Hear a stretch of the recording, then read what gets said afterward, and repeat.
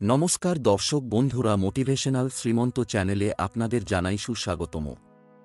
আজকে আপনাদের সামনে যে বিষয়বস্তু নিয়ে আলোচনা করব তা হল ভগবান রামের চরিত্র থেকে জীবনের এই 5 অমূল্য শিক্ষা আমরা পাই, জেনে নিন।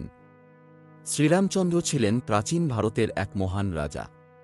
তিনি সত্য, ক্ষমা, দয়া, ধর্ম ও সম্মানের রাজ্য প্রতিষ্ঠা করেছিলেন। সেই কারণে তাকে বলা হয় মর্যাদা পুরুষোত্তম। জেনে নিন তাঁর চরিত্র আমাদের কি শিক্ষা দেয়। ভগবান শ্রীরামচন্দ্র ছিলেন বিষ্ণুর সপ্তম অবতার। মর্যাদা পুরুষোত্তম শ্রীরাম তাঁর গোটা জীবন ব্যয় করেছিলেন ন্যায়, ধর্ম, ক্ষমা ও সত্যের সাম্রাজ্য প্রতিষ্ঠা করার জন্য। একজন রাজা হিসেবে নিজের সমস্ত দায়িত্ব পালন করেছিলেন তিনি। শ্রীরামের চরিত্র ও জীবন দর্শন আমাদের এমন কিছু শিক্ষা দেয় যা এত হাজার বছর পরেও আমাদের জীবনের পাথে হতে পারে। তাঁর চরিত্রের ঔজ্জ্বল্য রামকে আমাদের কাছে আদর্শ করে তুলেছে। নিজের ব্যবহার ও কর্ম দিয়ে নিজেকে সবার কাছে উদাহরণ হিসেবে প্রতিষ্ঠা করেছেন তিনি। ভগবান শ্রীরাম ছিলেন একজন আদর্শ পুরুষ। তিনি একজন আদর্শ পুত্র, আদর্শ ভাই ও আদর্শ স্বামী। জীবনের প্রতিটি সম্পর্ক তিনি নিখুঁতভাবে পালন করেছেন। তাঁর রাজ্য শাসনের সুনিপুণ দক্ষতার কারণে আজ রামরাজত্বের উদাহরণ দেওয়া হয়। জেনে নিন শ্রীরামের জীবন থেকে আমরা কি কি শিক্ষা পেতে পারি।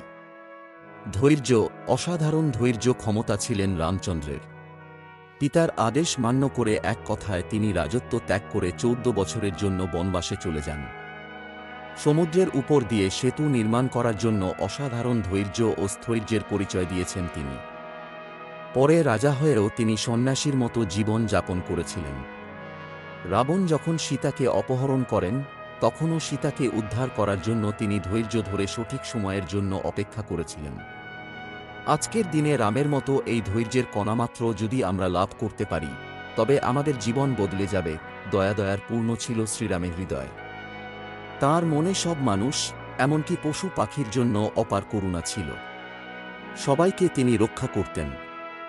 সুগ্রীব, হনুমান, নিষাদরাজ, জাম্ববান, বিভীষণ, সবাইকে তিনি অনুকম্পা দেখান।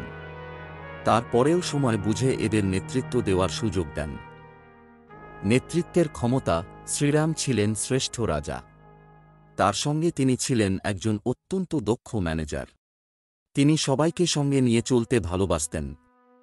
তাঁর দুর্দান্ত নেতৃত্ব দেওয়ার ক্ষমতাতেই সমুদ্রের উপর সেতু বন্ধন করা সম্ভব হয়েছিল। সবাইকে তিনি এক সুতোয় বাঁধার ক্ষমতা রাখতেন। বনবাসে থেকেও তিনি এমন শক্তিশাল বাহিনী গড়ে তুলেছিলেন যা মহাশক্তিশালী রাবণকেও পরাজিত করে। শ্রীরাম আমাদের সংগঠন গড়ে তোলার শিক্ষা দেন। বন্ধুত্বের ক্ষমতা, শ্রীরামচন্দ্র সবার সঙ্গে বন্ধুত্ব করতে পারতেন। যার সঙ্গে বন্ধুত্ব করতেন তার সঙ্গে পুরো মন দিয়ে সম্পর্ক রক্ষা করতেন তিনি। নিজে রাজা হয়েও তিনি সমাজের সবার সঙ্গে বন্ধুত্ব গড়ে তুলেছিলেন। সুগ্রীব, নিষাদরাজ, বিভীষণ, এদের সবার সঙ্গে অনেক বাধা পেরিয়েও খাঁটি বন্ধুত্বের সম্পর্ক তিনি রক্ষা করেছিলেন। আদর্শ ভাই, শ্রীরাম ছিলেন একজন আদর্শ ভাই। লক্ষ্মণ, ভরত ও শত্রুঘ্নের জন্য তাঁর জীবনে ছিল প্রেম ও আত্মত্যাগ। তিনি নিজের সব ভাইদের সমান চোখে দেখতেন। আদর্শবর ভাইয়ের মতো তিনি কঠিন সময়ে ভাইয়ের সাহায্য করেছেন এবং জীবনের সঠিক পথ দেখিয়েছেন।